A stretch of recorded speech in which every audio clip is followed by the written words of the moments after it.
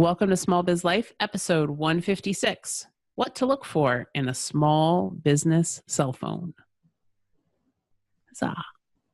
I have to use the ringing one.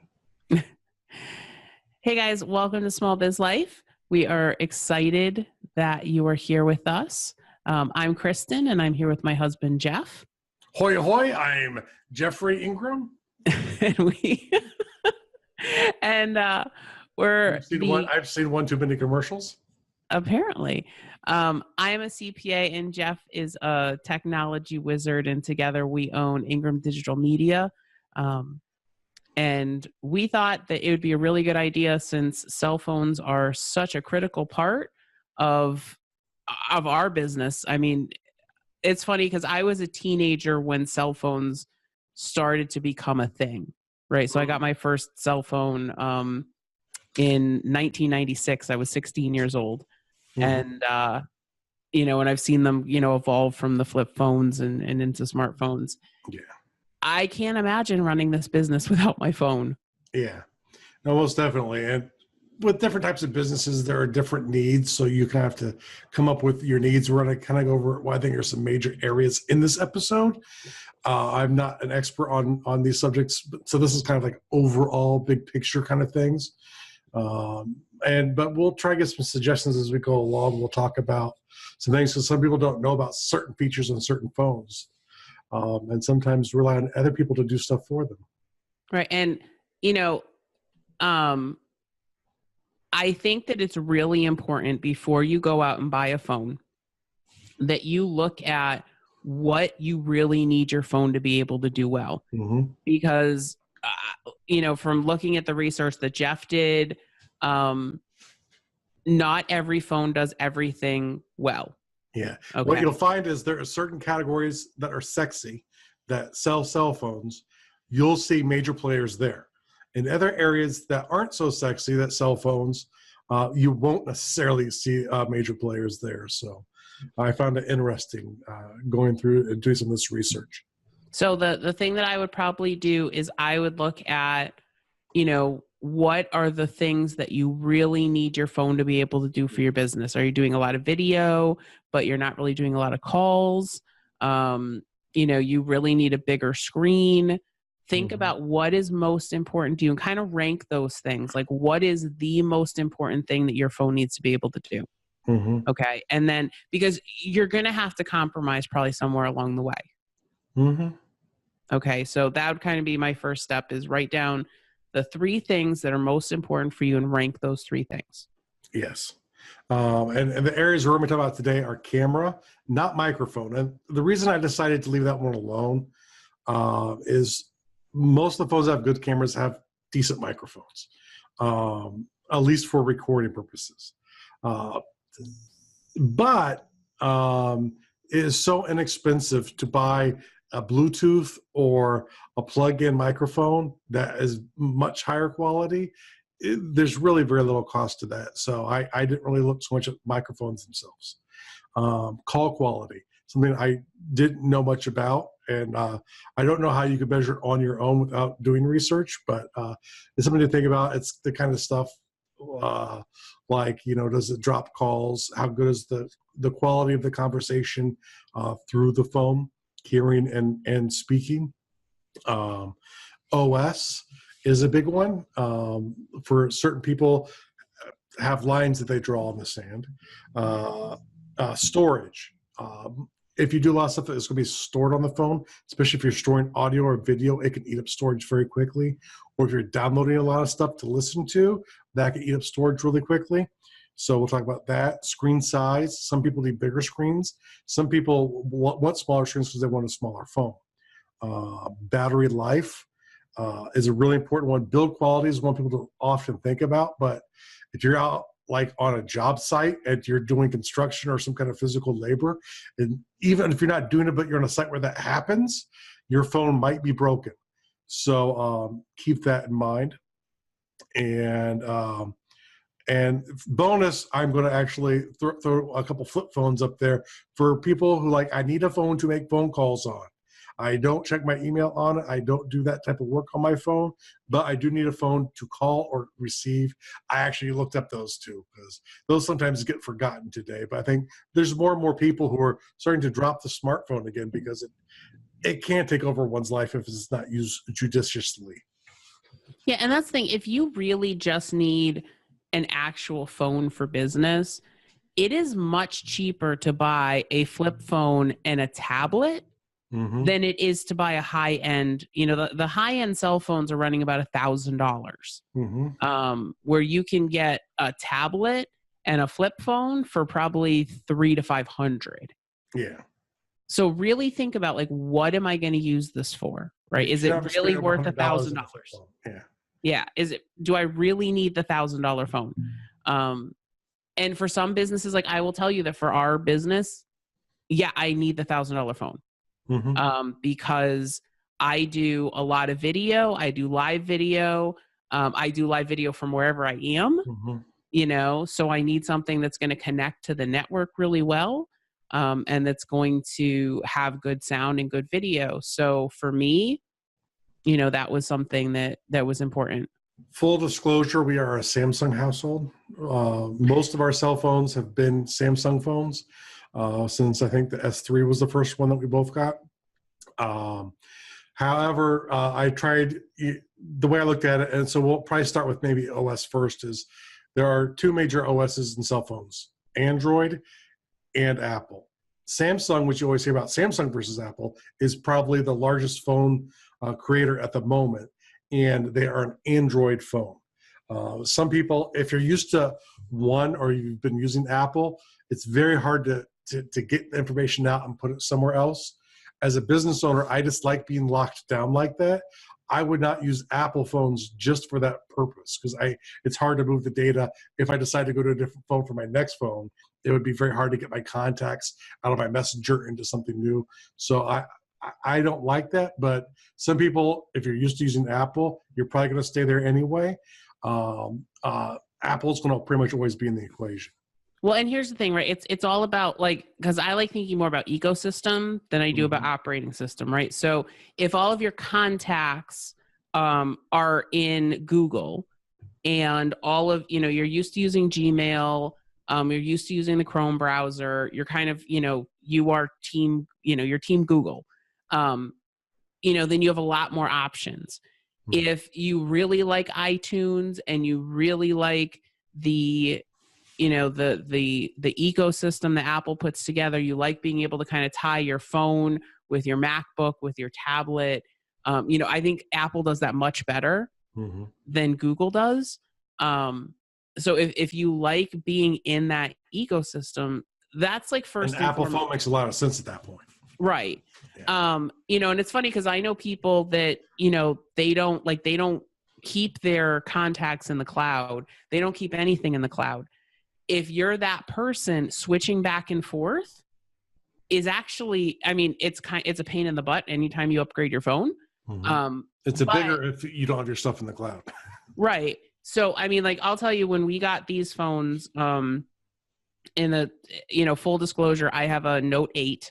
I had a Note 7 until they recalled them. And then I had a Note 4 before that. Right. So we've had Notes for a while.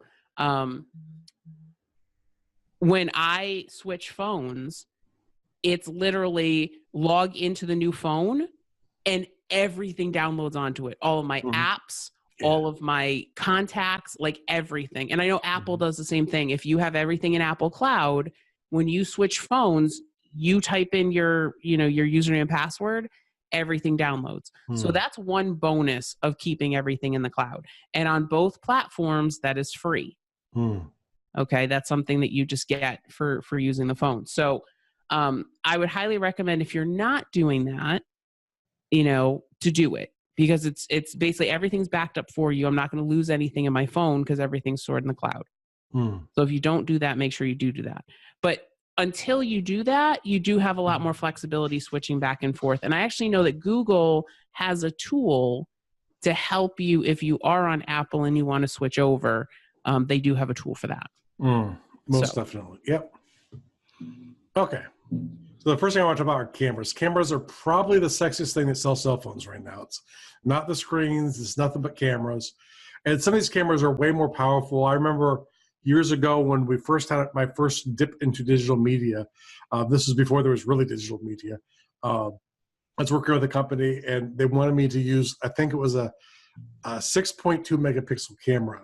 And I could, it's been a long time, I could have the number wrong because I needed a camera with that much power if because they were trying to sell, some of the photos might go out to, which I don't think they ever did, but it could go out to newspapers, but they'd only take it that resolution or better. Today, most cell phones, you know, from the range of probably about $300 up, you know, destroy six megapixel cameras. There's usually two things you want to look at. There's usually a front and sometimes a rear, or sometimes just a front, depending on the expensiveness of the phone. If the type of work you're going to do on the phone is selfie type of stuff, you know, usually the higher quality ones of those are like 8 megapixels. And the rear facing ones, which are usually more for taking pictures like a camera, are 12 megapixels. That's really only one equation for it. There are 3 phones here I like to talk about. The Samsung Galaxy 9 Plus, the Google Pixel 2, and the Apple iPhone 8, going around doing research to different people who've ranked them out. Those 3 showed up pretty much everywhere for camera. iPhone 10 is always ranked higher than the iPhone 8, but I will not ever list it here outside of this one comment because it looks like they're going to be ending the production of the iPhone 10 very soon because they've had some difficulties with the way they designed it that I think it's too expensive for them to keep up with. So yeah, there is a newer phone from Apple. I would not suggest buying that phone just from what I've read. I could be wrong. If you want to take the risk, it's your money. Now, the thing is, though, as of the date that we're doing this, you know, the next Samsung Note, the Note 9 is about to release. And the next Apple phone is probably going to be out in the next month or 2. Yeah. So if you're listening to this, you know, what I would do is I kind of look at the phones that we have listed here. And then if those phones are out, I would look at those phones. Mm-hmm. Now, mind you, that the price of all the phones listed here, though, when those 2 come out, those phones are going to drop. Not right? The prices typically are going to a lot. That's the interesting thing with Apple and iPhone specifically. It usually takes a couple new phones to really drive the price down. But a lot of times the difference between like an 8 and a 9 specification-wise aren't going to always be a lot. So you can play around there too. So like maybe you go back to the Samsung 8 and it's not going to have that different of a specs than the newer Samsungs. But the newer Samsungs will be a little bit better. You'll get better performance out of them. Same thing with iPhones. But there's other things you might need to worry about too.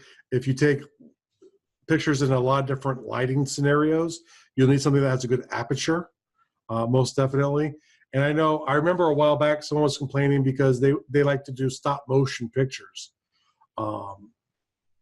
And some cameras might have the software built in to do that. So if you have a really specific need for that, like I know you can do slow motion on the new S9, where you can take slow or ultra slow motion. So if you want to do stuff like that, you needed to, the phone actually has the ability to do that.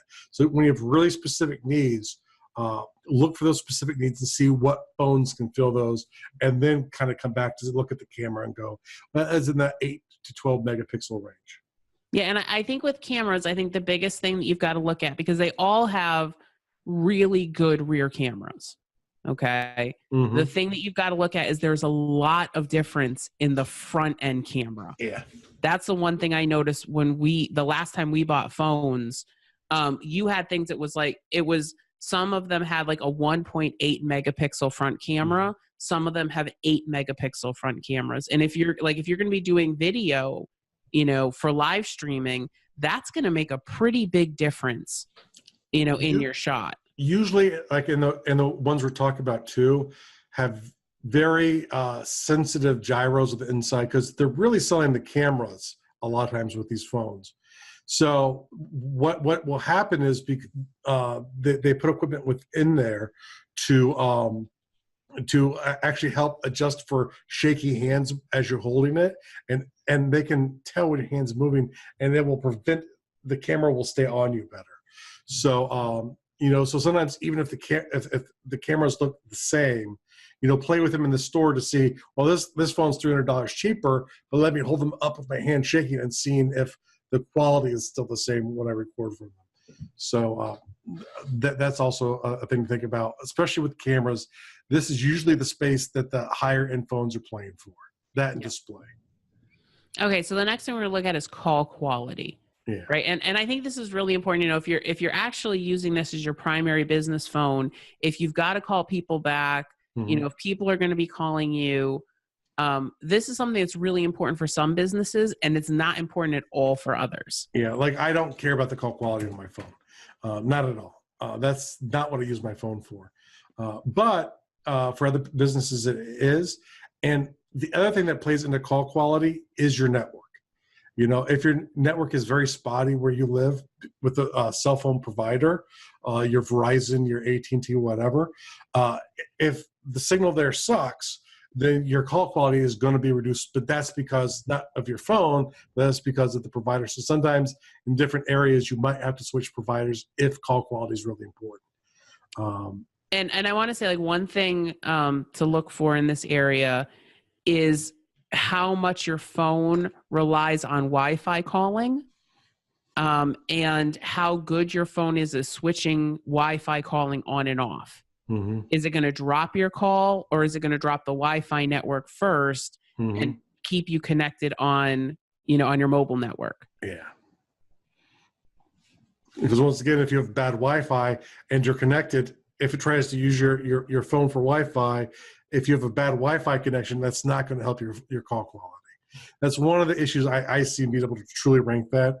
The ones I saw kind of consistently listed was the Samsung 9 again, the Apple 8, and the Lumina from Nokia 635 apparently has good call quality. Never had a Nokia, but apparently they have a phone with good call quality. Can you say that again, just because you kind of... The Nokia Luma 635. Yeah, I've heard a couple good things about the Lumia phone. And it's kind of interesting because I think for like a lot of these, you see Samsung, latest Samsung, latest Apple, and then the other players kind of are good at like one thing, Yeah. So I think that's interesting. So I think, the next thing to talk about, especially if you're talking about doing lots of video and lots of photos, is you got to have a lot of storage. Yep. And right now, the Samsung 9 Note that came out is crushing everything else. Because I believe it's the first phone that has 512 gigs built in, and then you can expand to another terabyte with inserting a card into it, which most of the higher end phones up to that point had 256 internal. So you're talking about like twice the amount dedicated to the phone. So that's nice. But as the operating systems get larger, that's going to necessarily have to grow. So right now you're looking for one, if storage is important, at least 256 gigs internal. And you want to see if you can insert a card and how much memory you can insert into it. And talk to the salesperson to find out that how does the memory work with the phone, because that's another thing that every phone, even different Android phones, do a little differently on the impact it has on the phone. Sometimes they're just storage for like MP3s you've downloaded. So that's less meaningful than if you could put apps on them. Yeah, no, and make sure too, because just because you can put a card in it doesn't mean that you can put in the largest card you can find. Yes. So I think it's really important to make sure that you understand, just because it has the expansion slot doesn't mean that you can go out and buy a 1 terabyte card and put it in the phone. Most phones have a cap for how much memory they will accept. And the best thing to do is to ask up front. 1 terabyte. I don't know if there are any other phones that do a terabyte extended at this point. I don't think so. I think those are 2 new ones on this brand new phone that just came out.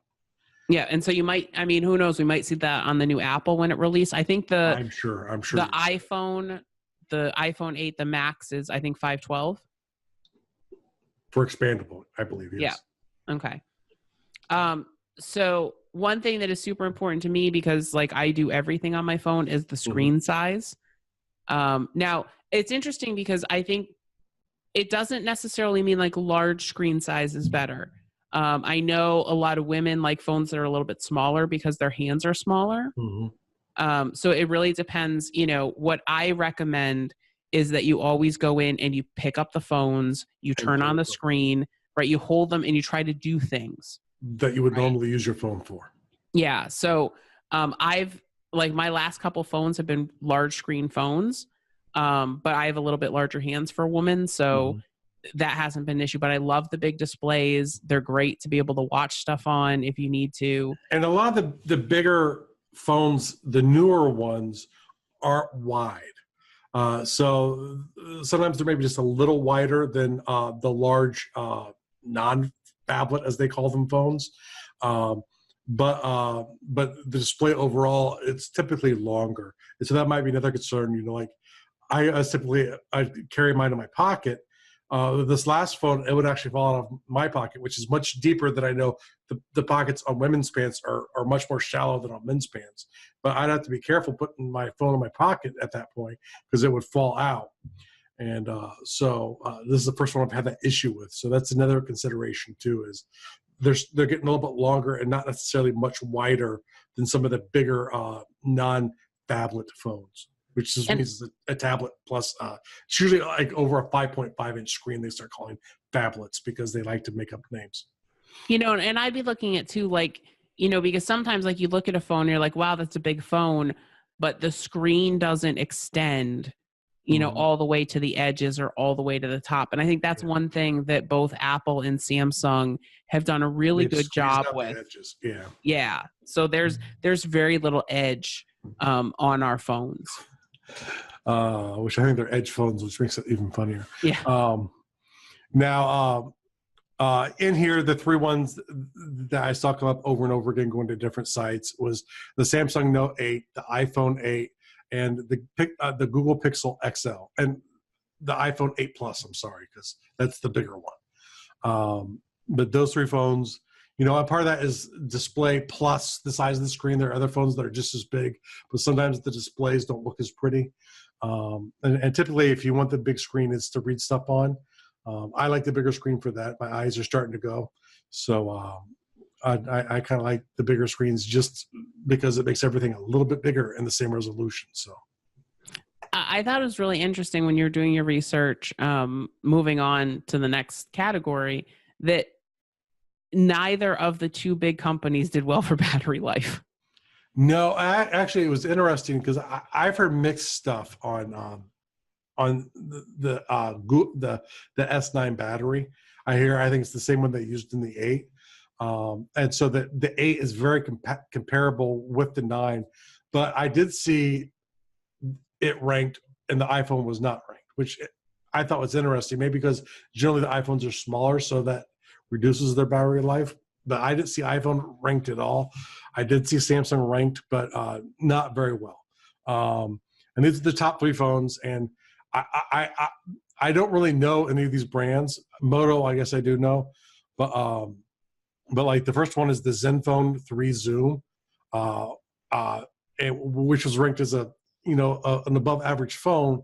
But if like you're out all day and can't recharge, you might need to have a phone like this because it'll extend the battery life of your phone. The Cat S41, which was a mediocre ranked phone, but once again, great battery life. And the Moto 4E Plus, which I know they're trying to move up to become a higher end brand. I don't know how successful they are at doing that, but I believe the Motos are phones where you can add attachments and there's like a second battery attachment. Because I have a friend who has, I believe, a Moto phone because of battery life, and he's an electrician. He's out and can't plug in, which is kind of funny. He's an electrician, but can't get juice from anywhere he goes. Um, But I think that there are enough like gadgets and stuff now that you can get you can where, kind of make up for it in different ways. yeah. So like one of the things I always buy, like the second that I buy a phone, I always buy the car charger. Mm-hmm. Because, typically I'm actually in my car more than I'm in a place if I'm not home. I And typically so, think the bigger people have a problem with stuff like this are contractors. Right. And so for contractors, one thing that you can do is you can get one of the battery banks. Yep. And so you charge that, you bring both of those out, and then you can use that to charge your phone. You can leach. So there are ways to make up if you do want one of the other phones. Also turning down the brightness of your screen, but there's only so much you could turn it down and still read it. So especially depending on how bright the sun is. And I know like outside, you kind of need a bright screen. One of the things that I think Google does really well is it will actually alert you. Like if you open up an app that uses up a lot of battery life, it will alert you to take, to close that app. So, there are things you can do to kind of mitigate it. And one tip, here's my tip of the day. Do not plug in your phone at night to charge it. Oh, and leave it plugged in? Yeah. Right, and leave it plugged in, because if you keep your phone plugged in when it doesn't need to charge, it actually hurts the battery life. So just charge it, and then when it's at 100%, unplug it. Don't leave it plugged in all the time. Yes. That's my tip of the day. That's why I try and plug mine in the day now. But that's a great way to shorten the life of your battery, which we're talking about battery life in the sense of how long it will run on a charge before you need to recharge it. But there's a different kind of battery life, which I don't really know the stats on those, which are how long before the battery dies. Yeah.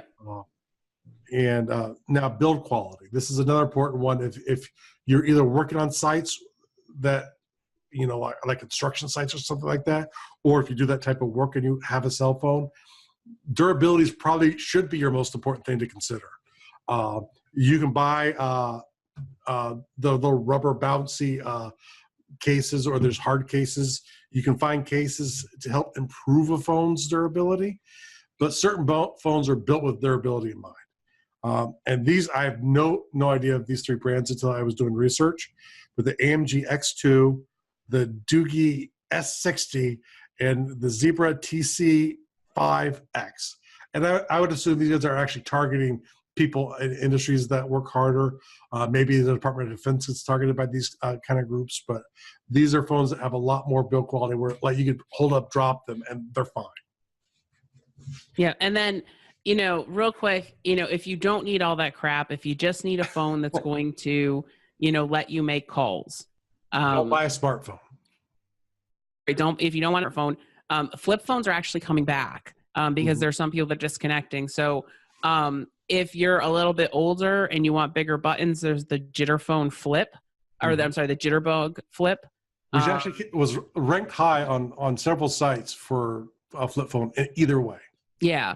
The track phone, LG L442BG. And some of these, like Jitterbug is a network, right? Track phone is a network. And then the Nokia 3310. So it's actually really funny because Nokia was like the first flip phone. And now they are back making flip phones again because there's enough demand for them. And LG is actually a company who makes cell phones. I saw a few different in that 440 range of cell phones for Note. There was like a Samsung, but it was like $130. And I didn't see the point of having all, like the old version of the flip phones that started to incorporate some of the smartphone technology. And that's kind of like what it was. And I didn't see the point of going to one of those phones. It was like, 3G compatible, so you could still get your messaging and stuff. Like, if you're going to disconnect, go old school. Just disconnect. It's fine. Yeah. So I'd love to know, leave in the comments which phone you have. Are you like a team person? Are you team Samsung? Are you a sellout like Kristen and I, or are you Apple sellout like many of our friends? I'd love to know. And one thing that we'd like to tell you guys about real quick, we have a service.